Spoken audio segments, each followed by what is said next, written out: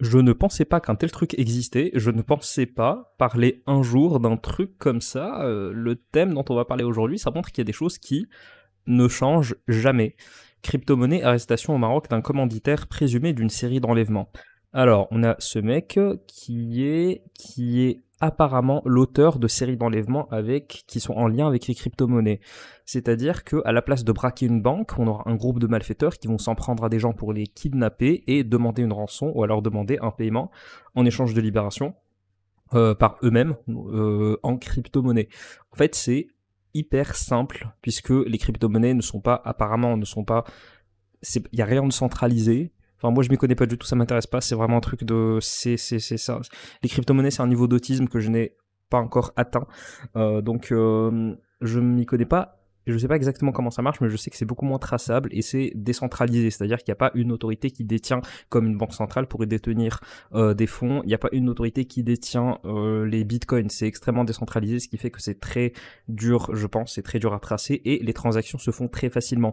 Donc ce qui se passe, c'est que ce mec va kidnapper des gens, soit il va demander une rançon en échange de crypto-monnaie, soit il va les forcer à divulguer leur nom d'utilisateur et mot de passe pour pouvoir transférer leur fortune à son compte personnel en crypto-monnaie. Et c'est beaucoup plus facile, je sais pas si c'est instantané, je sais pas, j'imagine, parce que c'est entièrement numérique.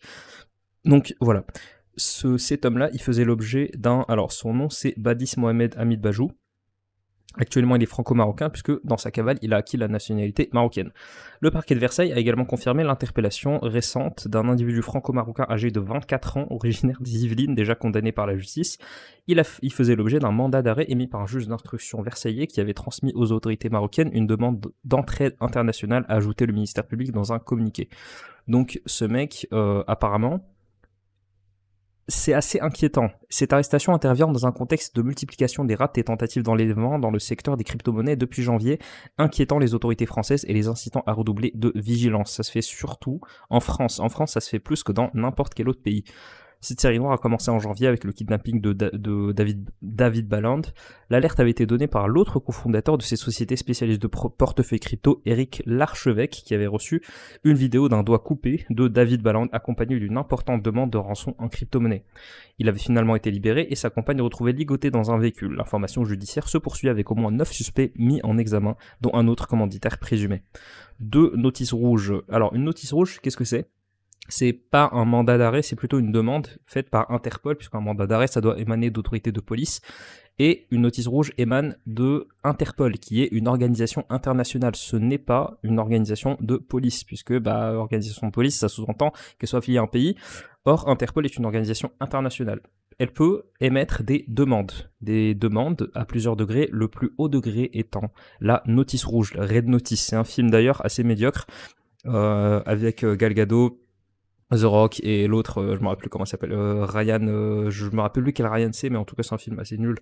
Je vous déconseille de le voir, mais ça a popularisé un petit peu ce concept de notice rouge, parce que c'est quand même un film Netflix, c'est une très très grosse production. Notice rouge, c'est le plus haut degré de gravité pour la demande d'arrestation de quelqu'un. Voilà, c'est pas un mandat d'arrêt, c'est une demande. C'est Interpol qui demande au pays d'arrêter quelqu'un, et Interpol, c'est une organisation de collaboration de la police au niveau mondial. Ce n'est pas c'est pas une autorité à part, c'est juste une organisation internationale. Et les organisations internationales n'ont de pouvoir que ce que les États leur donnent. Les États restent quand même au centre. Mais voilà, du coup, c'était pour vous dire qu'il a notice rouge qui est adressée. Il fait partie des 10 Français les plus recherchés. Les 10 Français les plus recherchés. Donc ce mec, ça ne m'étonnerait pas. Apparemment, il est connu par les autorités pour être extrêmement violent, ce mec. Par contre, est-ce que, avant de poursuivre l'article, est-ce qu'on peut faire... Est-ce que on peut... Est-ce qu'on peut répondre à l'éléphant dans la pièce, comme ils disent, franco-marocain, pour avoir la nationalité marocaine, normalement, il faut prouver un lien de filiation qui justifie la nationalité marocaine. Est-ce qu'il n'y a pas un petit problème de casting, là ? Badis Mohamed Hamid Bajou. Il n'y a pas un petit problème de... Je sais pas. Je sais pas s'il y a un truc qui vous choque. Il y a vraiment une erreur de casting pour le coup. Il est blond aux yeux bleus. Après, Badis, c'est pas du tout un prénom maghrébin. C'est pas un prénom arabe, c'est plutôt un prénom du coup très maghrébin parce que c'est un prénom berbère. Du coup, peut-être qu'il est berbère, je ne sais pas. Mais voilà. Alors, on poursuit l'article. Bruno Retailleau, depuis plusieurs jours, fait valoir à l'AFP l'entourage du ministère de l'Intérieur. Le suspect faisait l'objet de 2 notices rouges dans le but de son arrestation provisoire à des fins d'extradition, même si c'est mort. Il va pas se faire extrader en France puisque maintenant il a acquis la nationalité marocaine. S'il se fait juger, ça sera, et il va se faire juger vu qu'il a été arrêté, ça sera au Maroc. De son côté, la justice française s'interroge également sur l'implication éventuelle de Badis dans la série de rapt ou tentatives d'enlèvement du mois de mai à Paris et en région parisienne, dont l'une en pleine rue à Paris selon le Parisien. On a tous vu cette vidéo, je crois, je peux pas vous la montrer parce qu'il y a du sang et des armes à feu, mais là, du coup, voilà, ils ont réussi à faire fuir les agresseurs c'était un mec qui avait débarqué avec un lance-flamme. Pas un lance-flamme, avec un extincteur pour faire fuir les 2 mecs qui avaient tenté de kidnapper ces 2 personnes, encore une fois, pour une rançon en crypto-monnaie. Donc, dans le cadre de cette affaire et d'une autre et des jouets in extremis fermés près de Nantes, la justice a mis en examen vendredi 25 jeunes âgés de 16 à 23 ans. Quand même. Début janvier, un homme de 56 ans avait été retrouvé dans le coffre d'une voiture près du Mans, à plusieurs centaines de kilomètres de son domicile situé dans l'Ain. Selon plusieurs médias, il s'agissait du père d'un influenceur en crypto-monnaie basé à Dubaï qui publie régulièrement des vidéos sur ses gains. Une rançon très élevée avait été réclamée. La plupart de ceux qui font des vidéos sur des gains en crypto-monnaie, en je sais pas quoi, c'est 99% d'entre eux, ce sont des charlatans. Les chiffres que vous voyez sont complètement faux. Il y a même des lives TikTok de mecs qui mettent des sommes, qui font semblant de mettre des sommes dans des enveloppes et de les envoyer à ceux qui envoient des machins, je sais pas, sur TikTok. C'est vraiment c'est n'importe quoi. C'est n'importe quoi. Ce qui serait très marrant, ce serait que ces mecs, ils finissent par ils finissent par kidnapper quelqu'un avant de se rendre compte qu'en fait c'est un smicard qui a absolument rien et que toute sa fortune c'est que du flan pour se faire de la thune sur TikTok. Le 1er mai, le père d'un homme ayant déjà fait fortune dans les crypto-monnaies avait lui été enlevé par 4 hommes encagoulés déjà en plein Paris et libéré 2 jours plus tard. 5 personnes ont été mises en examen dans cette affaire. C'est un truc de dingue. Vraiment, je ne savais pas. J'ai appris ce truc en même temps que vous, hein, quand on a appris la nouvelle de le mec là qui a été arrêté au Maroc et qui aurait commandité des crypto-kidnappings. Alors, on a cet article de Al Jazeera que je vous ai traduit, ne vous en faites pas. Alors, je vous ai traduit le début et la fin, puisque c'est selon moi ce qui est le plus intelligent. Je l'ai fait traduire sur Copilot. Copilot, au début, il m'a dit non, parce que apparemment c'est protégé par droit d'auteur. Je lui ai remis l'article en plus propre et il m'a dit oui, enfin, pour traduire, je sais pas. Alors, Michael Valentino Theophrasto loue une luxueuse maison de ville à New York pour $40 000 par mois, profitant des fruits de son investissement, et sa maison de 17 pièces est devenue une chambre de torture où il a été retenu pendant 17 jours par ses ravisseurs qui ont utilisé des méthodes brutales pour tenter de forcer l'ouverture de son portefeuille Bitcoin. Pendant 17 jours, le mec a été torturé, il n'a pas clamsé, le mec il a tenu pendant 17 jours à se faire torturer tellement il était attaché à sa fortune. Parce que oui, pour le coup, si t'as une fortune en crypto, quelques clics, c'est bon, c'est terminé. C'est terminé. Donc, je sais pas si j'ai le droit de lire ça. Parmi les méthodes de torture employées, ils l'ont suspendu depuis le toit du bâtiment, lui ont administré des chocs électriques avec des fils et l'ont menacé avec une tronçonneuse. Mais what the fuck? C'est vraiment un truc de dingue. Genre, tout ça pour des crypto-monnaies. C'est des trucs qui ont de la valeur. Pourquoi est-ce qu'une crypto-monnaie a de la valeur? Parce qu'on est d'accord sur le fait que ça a de la valeur. Si ça n'a pas de valeur, ça n'en a pas. Or, c'est utilisé de façon marchande. Enfin, c'est vraiment un truc de fou. Je vous disais qu'il y a des fois où on se rend compte que rien n'a changé. Bah, là, malgré toutes les évolutions qu'on a eues au niveau des cryptos, au niveau de tout ce qu'on a comme moyen de transaction, le plus facile, ça reste de torturer un mec jusqu'à ce qu'il te donne de la thune. Voilà, d'une façon ou d'une autre. La violence est une constante, surtout dans une ville aussi violente que Paris. Franchement, faut se barrer de cette ville. Hein. Je comprends pas comment les gens y font pour habiter là-bas. Quand tout le reste a échoué, ils l'ont forcé à fumer du crack. Finalement, ils n'ont pas réussi après plus de 2 semaines éprouvantes. Carturan a réussi à s'échapper de la maison de ville. Là, ils ont été arrêtés et inculpés pour enlèvement et agression. L'épreuve de Carturan faisait partie d'une série récente d'attaques dites Ranch Attacks qui inclut les crypto-kidnapping et combine le cybervol high-tech. Vraiment, c'est cybervol high-tech. On dirait un truc écrit par par par des gens, par des boomers qui ont jamais vu, qui ont jamais joué à des jeux vidéo de leur vie et qui veulent faire high-tech avec des méthodes de banditisme plus classiques observées dans plusieurs pays à travers le monde.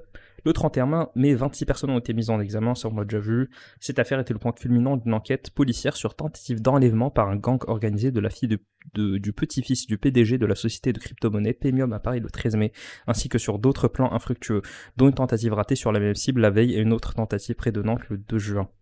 C'est un truc de dingue. Les ravisseurs ont coupé, oui, je vous ai raconté cette histoire de doigt coupé, je sais même pas si j'ai le droit de vous parler de ça sur YouTube.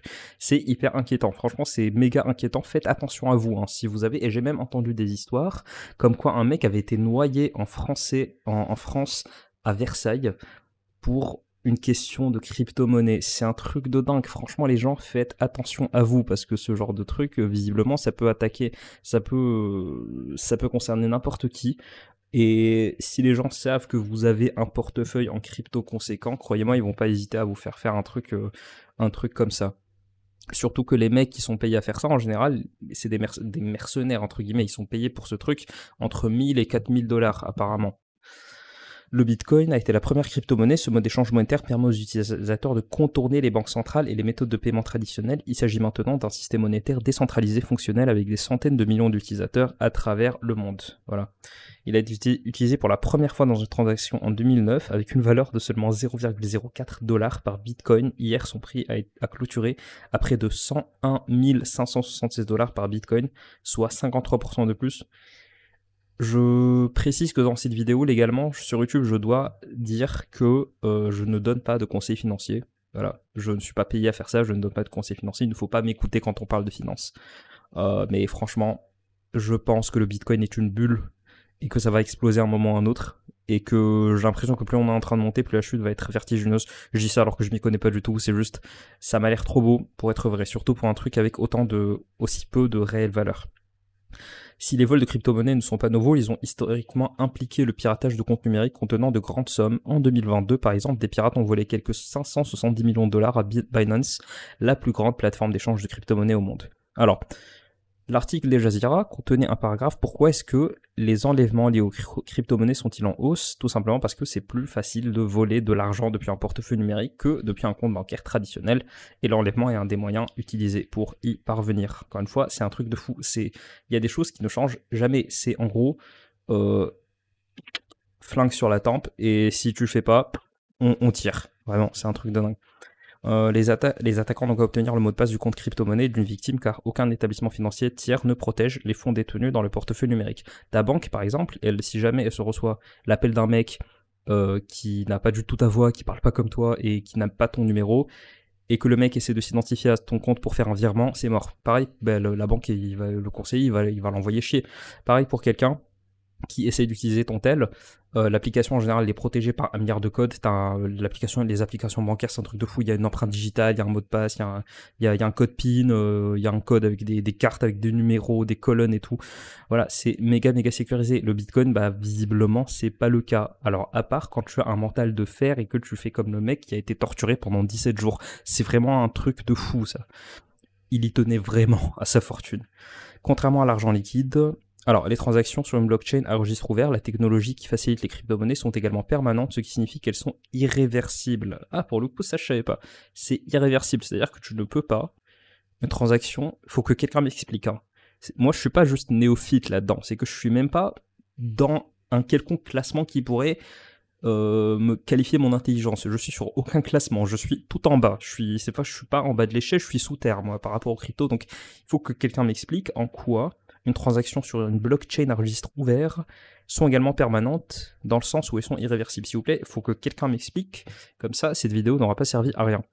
Et contrairement à l'argent liquide, les voleurs n'ont pas besoin de transporter physiquement la crypto volée. En quelques clics, les fonds peuvent être transférés d'un compte à l'autre.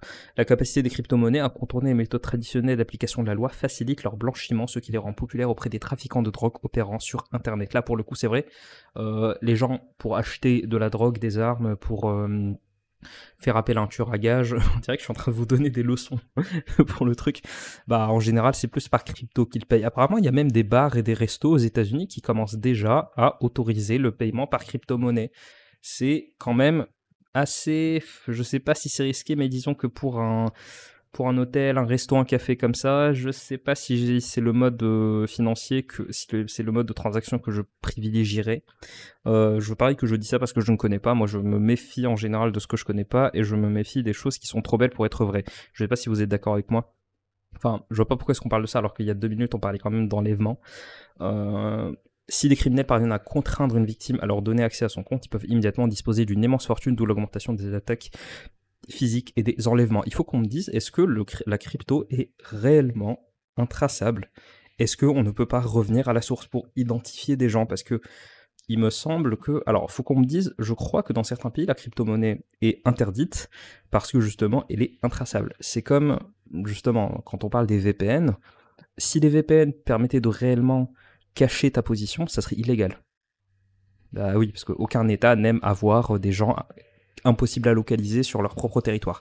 Si les VPN étaient vraiment efficaces, en tout cas contre les gouvernements et les organisations internationales, eh bien ça se saurait parce que ça aurait été, dans ce cas-là, illégal. Il y a plein de choses qui sont illégales, hein, parce que justement le pays préfère ne pas avoir ça, parce que ça serait utilisé par les criminels. Pour les crypto-monnaies, pour le coup, je ne sais pas, est-ce que c'est vraiment intraçable? Parce que si c'était à 100% intraçable, si c'était impossible de remonter à quiconque avec les crypto-monnaies, de façon absolue, je comprends pas pour comment ça se fait que ça soit légal, justement, pour les trucs comme ça. Alors, il faut que quelqu'un me réponde, moi je suis vraiment néophyte. Vidéo juste pour parler d'actualité, de cette actualité qui était assez brûlante ces derniers jours. J'en entends pas mal parler de ces affaires de kidnapping pour de la crypto-monnaie. Faites attention à vous, ne parlez pas ouvertement de votre fortune. Voilà ce qui arrive quand on le fait, hein. C'est pas pour blâmer les victimes, hein. Je déteste ce genre de raisonnement. Je suis pas là à blâmer les victimes, mais dites-vous que les connards, il y en aura tout le temps. Les malfrats, il y en aura tout le temps. Les gens qui seront là pour prendre le fruit de ton travail ou ce que tu as hérité, alors qu'eux n'ont rien fait, il y en aura absolument tout le temps. Je vous dis à demain pour la prochaine vidéo. Salut!